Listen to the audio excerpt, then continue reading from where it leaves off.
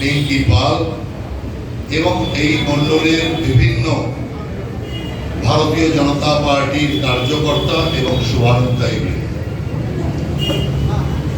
আপনারা অনেকক্ষণ আগে থেকে এই কার্যক্রম চালাচ্ছেন, আর আমিও আজকে সকাল থেকে নানান জায়গায় কার্যক্রম চালাচ্ছি। আরেকটি কার্যক্রম বাকি আছে, যে কারণে খুব বেশি সময় আপনাদের এখানে না থাকতে পারার জন্য দুঃখিত। কিন্তু আমি প্রথমেই ধন্যবাদ দেব এই মন্ডল কমিটি। এই বিজয়া সম্মেলনী শুধু একটা আনন্দ উৎসব নয়, এটা একটা শিক্ষা, এটা বাস্তব জ্ঞানকে আপনার চোখের সামনে উপস্থিত করা। কোথা থেকে এলো বিজয়া? যখন রাবণ বধ করতে হবে, আর রাবণকে বধ করার জন্য মা দুর্গার আশীর্বাদ ছাড়া রাবণ বধ হবে না। তার কারণ বাবা ভোলানাথ এবং মা দুর্গার বিশেষ আশীর্বাদে ধন্য রাবণকে বধ করার জন্য মা দুর্গার আশীর্বাদ চায়। সেই সময় ভগবান রামচন্দ্র মহর্ষিদের নির্দেশে দুর্গা পূজা করে। যে দেখে সেই বাসন্তী উৎসবই দুর্গা পূজা রূপে আমরা পালিত করে এসেছি। আজ সেই বাসন্তী পুজো যে পরম্পরা ছিল তার বাইরে ভগবান শ্রী অসুর দলিনী মহিষাসুরকে হত্যাকারিণী জগৎ রক্ষাকারিণী মাতা দুর্গার আশীর্বাদ চাইলেন।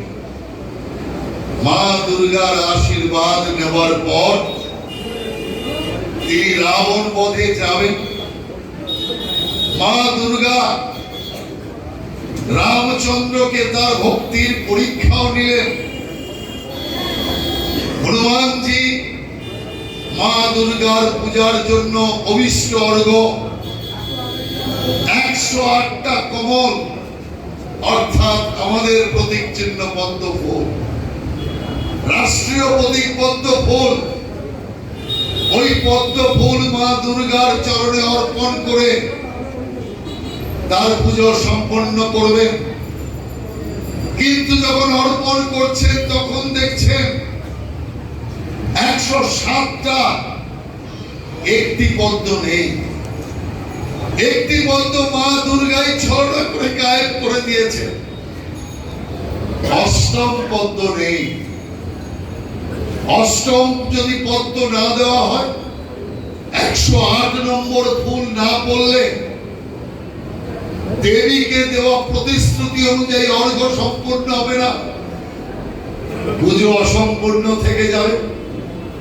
সেই সময় ভগবান রামচন্দ্র বললেন, লোকে বলে আমার আরেক নাম হচ্ছে কমল লোচন, অর্থাৎ আমার চোখ পদ্মের সম। সেই কারণে যখন কমল লোচন রূপে আমাকে সবাই ডাকে, তো আমার এই কমল রূপী চোখ, এটাই আমি মায়ের পায়ে অর্ঘ্য দেব।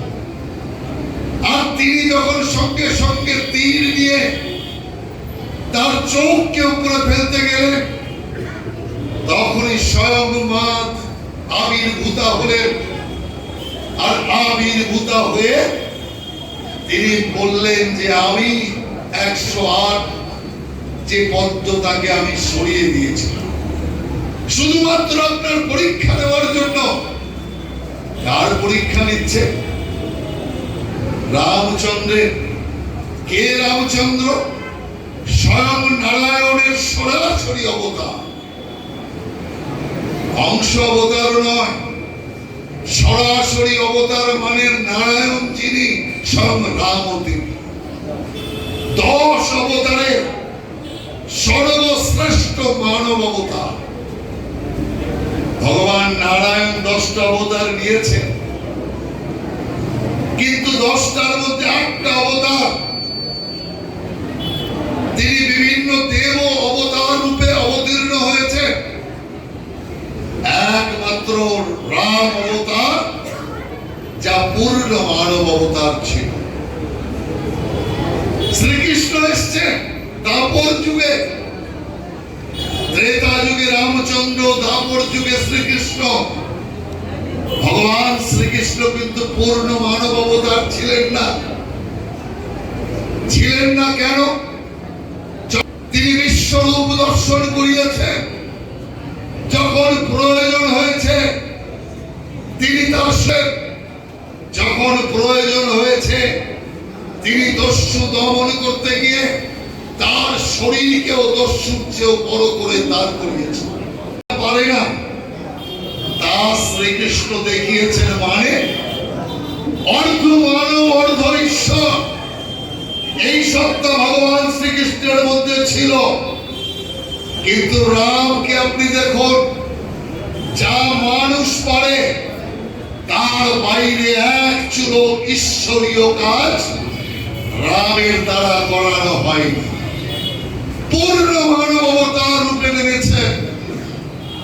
আর এক পূর্ণ মানব অবতার ভগবান বুদ্ধ অবতার। এই 2 অবতারই পূর্ণ মানব রূপী অবতার।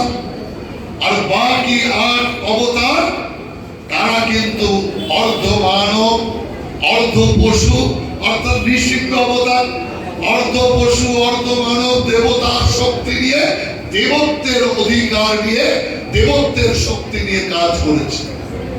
সে আপনার বরাহ অবতার হোক, পূর্ব অবতার হোক, মৎস্য অবতার হোক, প্রত্যেকটি অবতারের ক্ষেত্রে বামন অবতার। একজন বামন কি 3 পা দিয়ে সারা বিশ্বকে ভাবতে পারে? অর্থাৎ পূর্ণ বামন অবতারের মধ্যে ঐশ্বরীয় শক্তিকে তিনি কাজে লাগিয়েছেন। কিন্তু রাম অবতারের মধ্যে আপনি এক চুলো কিছু দেখবেন না। বিশাল করণী খুঁজে আনবার জন্য রামচন্দ্র নিজে উড়ে যেতে পারতেন। তার বিশাল হাত দিয়ে ওই হিমালয় পর্যন্ত হাত তুলে ওখান থেকে নিয়ে আসতে পারতেন। কিন্তু না, দেব শক্তির যা কাজ ভগবান নারায়ণের এই রাম অবতারে তা তিনি সঁপে দিয়েছেন শিবের অংশ অবতার বজরং বলির হাতে। অতএব বজরং বলি সেই কাজগুলো করেছে। এই যে 108টা নীল কমল, এই 108টা ব্রহ্ম কমল বজরং বলি হিমালয় থেকে এনে দিয়েছে। কোথায় হিমালয় আর কোথায় শ্রীলঙ্কার তট, সমুদ্র তট, চোখের নিমিষে নিয়ে চলে এসছে। অর্থাৎ সেই মানব অবতার রূপে রামচন্দ্র মা দুর্গার আশীর্বাদ নিলেন। মা দুর্গা আশীর্বাদ করলেন, কারণ রাবণ বচন ভঙ্গ করেছে। মা দুর্গার আশীর্বাদ নেওয়ার সময় যে প্রতিশ্রুতি দিয়েছিলেন, সেই প্রতিশ্রুতি ভঙ্গ করায় মা দুর্গা লঙ্কা নগরীকে রক্ষা করবার যে প্রতিশ্রুতি স্বয়ং দিয়েছিলেন, সে প্রতিশ্রুতি তিনি সঙ্গে সঙ্গে খণ্ডন করে লঙ্কা ছেড়ে চলে গেলেন। বিজয়ের আশীর্বাদ দিলেন ভগবান রামচন্দ্রকে।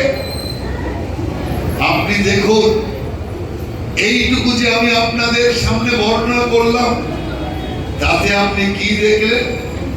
তাতে আপনি একটা জিনিস দেখলেন, ভারতীয় সভ্যতা, ভারতীয় সংস্কৃতি, ভারতীয় সনাতনী চিন্তা মহিলাকে সর্বাগ্রে উঁচু স্থানে দিয়েছে। যে ব্রহ্মা বিষ্ণু মহেশ্বর যারা কেউ মহিষাসুরকে বধ করতে পারেনি, তাকে বধ করবার জন্য ত্রিশক্তির আহ্বানে, ত্রিশক্তির মিলিত শক্তিতে আত্মা মহামায়া তিনি দুর্গা রূপ নিয়ে একজন মহিলা তিনি বধ করেছেন। মা কালী একজন মহিলা, তিনি সংহার করেছেন দুষ্টকে। অতএব সেই কারণের জন্য আজ যখন রাবণ বধ করতে হবে, সেই সময় ভগবান নারায়ণ রামচন্দ্রকে স্বয়ং ভগবান নারায়ণ তিনি আশীর্বাদ নিতে হচ্ছে মা দুর্গা। মা দুর্গার আশীর্বাদ ছাড়া রাবণকে বধ করা যাবে না, এই পাপীকে ধ্বংস করা যাবে না। এটাই হচ্ছে মহিলার সম্মান, এটাই হচ্ছে মা জাতের সম্মান। কত উঁচু স্থানে মাকে আমরা বসিয়েছি। আর সেই দেবীর আশীর্বাদে নবমী পুজোর দিন, যে নবমী আমরা পালন করি, এই নবমীর দিনে ভগবান রামচন্দ্রের বাণে রাবণের মৃত্যু হলো। রাবণের মৃত্যু হওয়ার পর এই যে দশমীতে আমরা যে বিজয়া করি, বিজয়া মানে আমরা এখানে বিজয়া করি, সারা পূর্ব ভারত, সারা উত্তর ভারত, পশ্চিম ভারত কি করে? দশেরা পালন করে। দশেরা মানে রাবণ পুতলা দহন বলে ওরা। রাবণের পুরো মূর্তি বানায় আর রাবণের মূর্তিতে আগুন দিয়ে জ্বালায়। আমরা যেমন বুড়ির ঘরে মশাল দিয়ে জ্বালাই, সেরকম মশাল দিয়ে জ্বালায় না। রাম যেমন তীর ছুঁড়ে রাবণকে হত্যা করেছিল, তেমনি তীরের আগায় আগুন লাগিয়ে তীর দিয়ে ওখানে রাবণের বক্ষে, রাবণের পেটে যেখানে লাগে লাগুক, আর সেই আগুনে রাবণ চলে পুড়ে ছারখার হয়ে যায়। এটা কিসের প্রতীক? শুভ বিজয়ের প্রতীক, অশুভের পরাজয়ের প্রতীক, অত্যাচারীর নাশের প্রতীক, অত্যাচারীর অত্যাচারের ওপর বিজয় প্রাপ্ত হওয়ার প্রতীক। রাবণকে মেরেছিল এটা কোনো ব্যাপার নয়। অনেক লোক অনেককে মেরেছে, অনেক দস্যু হত্যা করেছে, কিন্তু রাবণ পুরস্ত মুনির বংশধর হয়েও রাবণ একজন রাক্ষস ব্যবহার করেছে। যে বেদ এবং পুরাণ শাস্ত্রে পণ্ডিত, একজন ব্রাহ্মণ, সে এমন একজন রাবণ যিনি কণ্ঠস্থ শাস্ত্র জ্ঞানে, যিনি কণ্ঠস্থ বেদে, যিনি সমস্ত ধর্ম সম্পর্কে সমজ্ঞানী, এমন একজন রাবণ যিনি বিশাল সম কাজ করেছে। যত মুনি ঋষি আছে তাদের যজ্ঞে নর রক্ত ফেলে, নর মাংস ফেলে যজ্ঞকে নষ্ট করেছে। একের পর এক মানুষকে হত্যা করেছে, শিরা কেটে রক্ত বের করে মানুষকে তা হত্যা করেছে, মা বোনের উপর চরম অত্যাচার করেছে। আর স্বয়ং বিশ্বলক্ষ্মী সীতা দেবীকে হরণ করে পাপের চূড়ান্ত পরাকাষ্ঠা দেখিয়েছে। কিসের জন্য? অহংকারে। অহংকারে দেখিয়েছিলেন। ব্রহ্মা আমায় বর দিয়েছে, আমি তো অমর, আমাকে কেউ মারতে পারবে না। কারণ ব্রহ্মা বর দিয়েছিলেন কি? ব্রহ্মা বর দিয়েছিলেন যে ওকে কোন দেবতা মারতে পারবে না, কোন গন্ধর্ব মারতে পারবে না, কোন রাক্ষস মারার নেই। তো আমি তো অমর, কারণ আমি রাবণ ত্রিলোক জয়ী, আমাকে কে মারবে? হনুমান যখন লঙ্কা জ্বালালো, তার আগে কিন্তু ওকে জানিয়েছে সেই বরদান থেকে তোমাকে কিন্তু মানুষ আর বানর, নর আর বানর থেকে কিন্তু ভয়মুক্ত করেনি ব্রহ্মা। অতএব নর আর বানর তোমার কিন্তু হনুমানজি বলেছিলেন এখন ভগবান শ্রী রামচন্দ্র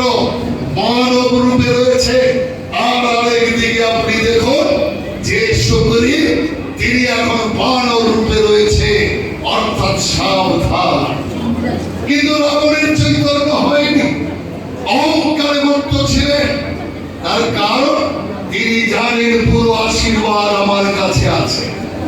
এই অহংকার এই পতন ঘটিয়েছিল রাবণকে, আর তারই জন্য আমরা বিজয়া পালন করছি। আর আমি এটাও আপনাদের বলে দিই, এই 15 বছরের অহংকার 26-এ দমন হবে। আর সেটাই আপনি চিন্তা করে রাখুন, কেন সীতা হরণ করে রাবণ শেষ হয়েছিল, আর মহিলার চরিত্র হল রাবণের বোন শেষ হবে। এটা আপনি পরিষ্কার জেনে রাখুন, কারণ মহিলা অত্যাচার এ সমাজ কখনো সহ্য করেনি। চুরি, চামারি, ডাকাতি, রাহাজারি সব তো আছে, কিন্তু মা বোনের এইরকম অপমান, সেটাও একজন মহিলার রাজত্বে। একজন মহিলার রাজত্বে সবচেয়ে বেশি অপমানী, সবচেয়ে বেশি ভীত সন্ত্রস্ত মা বোনেরা। আমাদের সংস্কৃতি শিখিয়েছে বোন জ্ঞানে ছোট মেয়েকে দেখো, দিদি জ্ঞানে বড় মেয়েকে দেখো, পিসি মাসি জ্ঞানে বড় মহিলাদের দেখো, আরো বড় মহিলাকে মাতৃ জ্ঞানে দেখো। এটাই ভারতের সংস্কৃতি, এটাই ভারতের সভ্যতা। কিন্তু আজ কি হচ্ছে, যে বাংলা শিক্ষায় একদিন 1 নম্বর ছিল, সংস্কৃতিতে বিশ্বজোড়া নাম ছিল, যে বাংলা স্বাস্থ্য, শিল্প, পরিকাঠামোতে বাংলা জগৎ সেরা ছিল, অগ্রগণ্য ছিল, আজ সেই বাংলা ধর্ষণে ভারত চ্যাম্পিয়ন, বেকারিতে ভারত চ্যাম্পিয়ন। সেই কারণে আমরা পরিষ্কার বলতে চাই, আজ এই বিজয়ের দিনে আমাদেরকে শপথ নিতে হবে, অশুভ শক্তির নাশের জন্য বিজয় উৎসব, তার পরীক্ষার জন্য এই বিজয় উৎসব। সেই কারণে আমাদেরকে প্রতিজ্ঞা নিতে হবে যে আমরা পশ্চিম বাংলা থেকে পাপকে বিদায় করব, অসত্যকে বিদায় করব, অত্যাচারীদের বিদায় করব, নরখাদকদের বিদায় করব, মহিলা অত্যাচারী নির্যাতনকারীদের বিদায় করব। আজকে বাংলাকে যদি বাঁচাতে হয়, বাংলার সংস্কৃতিকে যদি বাঁচাতে হয়, বিজেপি ছাড়া দ্বিতীয় কোনো রাস্তা নেই। এসব ধর্ষক, এসব কয়েকটা রেপিস্ট ও বিজেপি এলে পরে 7 দিনও লাগবে না, পিটিয়ে পেছনের চামড়া খুলে দেওয়া হবে। আর জীবনে কোনোদিন ধর্ষণের চিন্তা করবে না, কোনো মহিলার দিকে পাকা দৃষ্টিতে তাকাতে সাহস পাবে না।